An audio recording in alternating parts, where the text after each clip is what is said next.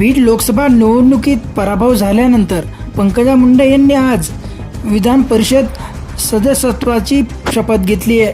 पंकजा मुंडे यांनी लोकसभा निवडणुकीत खासदारकीसाठी निवडणुकीला सामोरे गेल्या होत्या, परंतु लोकसभा निवडणुकीत त्यांचा पराभव झाला होता.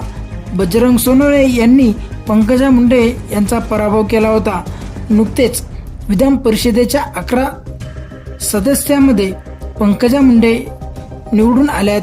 आज 11 सदस्यांचा शपथविधी कार्यक्रम विधानसभा भवनात पार पडलाय.